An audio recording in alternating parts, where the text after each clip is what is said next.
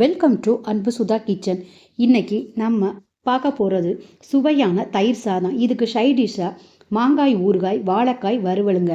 Please தயவு செய்து இந்த வீடியோவை பார்க்குறப்ப ஸ்கிப் பண்ணாமல் பாருங்கள். தயிர் சாதத்துக்கு நல்லா கொழைய வேக விட்டு சாதத்தை வடித்து எடுத்து வச்சுக்கோங்க. நல்லா ஆறணும். சூட்டோட தயிரை ஊற்றக்கூடாது. ஆறுனதுக்கப்புறம் அதை ஒரு கிளாஸ் பவுலுக்கு மாற்றிக்கோங்க. இப்போ நான் எடுத்திருக்க சாதத்துக்கு 1/2 லிட்ரு தயிர் சேர்த்துக்கிட்டேங்க. இதை செஞ்ச உடனே சாப்பிட்றதுக்காக நான் இதில் பால் சேர்க்கலை.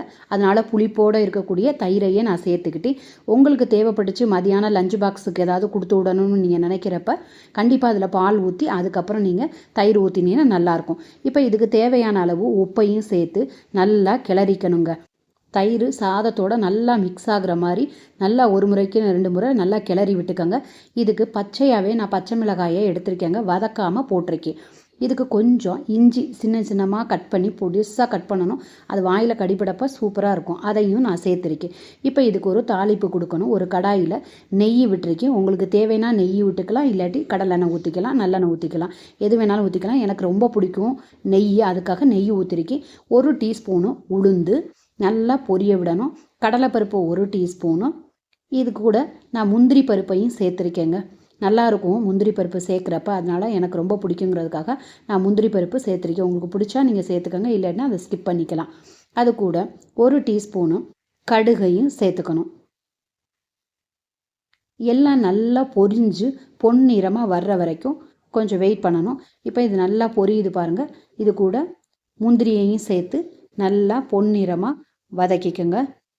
கடுகை கொஞ்சம் லேட்டாக போடுறேன்னு கமெண்ட் பாக்ஸில் கேட்டிருந்தாங்க, அது பொரியுமான்னு. ஏன்னா உளுந்தும் கடலைப்பருப்பும் கொஞ்சம் செவக்கிற வரைக்கும் நம்ம வெயிட் பண்ணி அதுக்கப்புறம் கடுகை போட்டோம்னா நல்லா கடப்படன்னு பொரியுங்க நல்லா. இல்லைன்னா அது வேகமாக கருகிரும் அந்த கடுகு. நான் எப்பயுமே அப்படி தான் கொஞ்சம் லேட் பண்ணி தான் அதை போடுவேன். அதனால் நீங்கள் உங்களுக்கு எப்படி பிடிச்சிருந்துச்சோ அது மாதிரி போட்டுக்கோங்க. இப்போ பொன்னிறமாக நல்லா வந்ததுக்கப்புறம் 2 வரமிளகாய் அதை நல்லா பிச்சு போட்டிருக்கேங்க. இது கூட கருவேப்பிலையும் சேர்த்து நல்லா கிளறி விட்டுக்கோங்க. அவ்வளோதாங்க, முடிஞ்சிச்சுங்க. தாளிப்பு ரெடி ஆயிடுச்சு. இப்போ நாம் ரெடி பண்ணி வச்சுருக்க தயிர் சாதத்தை கூட சேர்த்துட்டோம்னா சூப்பராக இருக்கும். நல்லா கிளறணும். இப்போ இதுக்கு கடைசியாக உங்களுக்கு தேவைப்பட்டுச்சுனாக்கா நான் கொஞ்சம் கேரட்டு சேர்த்துருக்கேன். நல்லாயிருக்கும், என் பிள்ளைங்களுக்கெல்லாம் பிடிக்கும் கேரட்டு. அது கூட மாதுளை அதுவும் சேர்த்துக்கலாம். திராட்சை கூட சேர்த்துக்கலாம். என்கிட்ட திராட்சை இல்லாதனால நான் மாதுளையை சேர்த்துருக்கேன். சேர்த்து நல்லா கிளறி எடுத்து கடைசியாக கொத்தமல்லி இலை சேர்த்து தூவி கொஞ்சமாக பெருங்காயத்தூள் போடுங்க. நல்லாயிருக்கும் வாசனைக்காக. உங்களுக்கு தேவைன்னா போடுங்க, இல்லாட்டி ஸ்கிப் பண்ணிடுங்க. நல்லா கிளறி எடுத்து உடனே கூட சாப்பிட்லாம். நான் உடனே சாப்பிட்றதுக்கு தான் இதை ப்ரிப்பேர் பண்ணியிருக்கேன். லஞ்ச் பாக்ஸுக்கு கொடுத்து விடலாம். ரொம்ப நல்லாயிருக்கும். குழந்தைங்களுக்கு இது ரொம்ப பிடிக்கும்.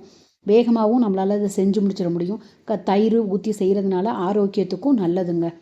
இந்த தயிர் சாதத்தில் கார்போஹைட்ரேட்டு நல்லா இருக்குது, கால்சியம் இருக்குது, புரோட்டீன் இருக்குது, விட்டமின் B12 இருக்குது, நார்ச்சத்து எல்லாம் இருக்குங்க.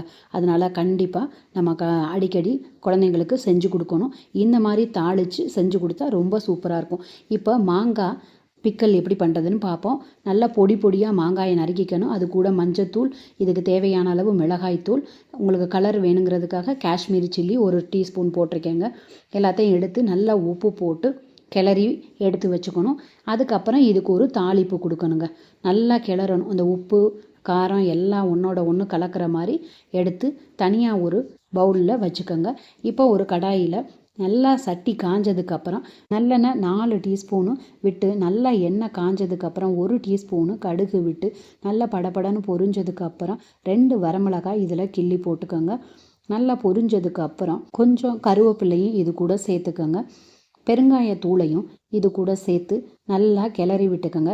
இப்போ நம்ம ரெடி பண்ணி வச்சுருக்கக்கூடிய மாங்காயை எடுத்து இது கூட சேர்த்து நல்லா கிளறி கொடுங்க. சேர்த்த உடனேயே நம்ம உடனே ஸ்டவ்வை ஆஃப் பண்ணிடணும். ரொம்ப நேரம் நீங்கள் அதில் வச்சுருந்தீங்க அப்படின்னா மாங்காய் வெந்துடும். அப்புறம் அந்த டேஸ்ட்டு மாறி போயிடும். இப்போ பச்சை மாங்காயாகவே அப்படியே இருக்குங்க. அவ்வளோ சூப்பராக இருக்கும். 2 கிண்டு கிண்டி விட்டுட்டு இறக்கி தனியாக வச்சுடுங்க. சூட்டோடு வச்சிங்கன்னா கூட டக்குன்னு மாங்காய் வெந்துடும். ரொம்ப சாஃப்டாக ஆயிடுச்சுன்னா நல்லா இருக்காது. அப்படியே அந்த பச்சையாக எடுத்து சாப்பிடையில தான் அதுக்கு டேஸ்ட்டு நல்லா இருக்குங்க. இப்போ மாங்காய் ஊறுகாய் ரெடிங்க. தயிர் சாதத்துக்கு சூப்பர் காம்பினேஷனாக மாங்காய் ஊறுகாய். இதை ஒரு தனி பவுலுக்கு மாற்றி எடுத்து வச்சுக்கோங்க. இதுக்கு நான் வாழைக்காய் வறுவலும் செஞ்சுருக்கேன். அதுவும் சூப்பராக இருந்துச்சுங்க. இந்த தயிர் சாதத்துக்கு காம்பினேஷனாக உருளைக்கிழங்கு வறுவல், வாழைக்காய் வறுவல், மாங்காய் ஊறுகாய் சேர்த்து வச்சு சாப்பிட்டோம்னா அவ்வளோ சூப்பராக இருக்குங்க. கண்டிப்பாக இதை உங்கள் வீட்டில் செஞ்சு பாருங்கள். உங்களுக்கு பிடிச்சிருந்துச்சுன்னா லைக் பண்ணுங்கள், ஷேர் பண்ணுங்கள், சப்ஸ்கிரைப் பண்ணுங்கள். மீண்டும் சந்திப்போம்.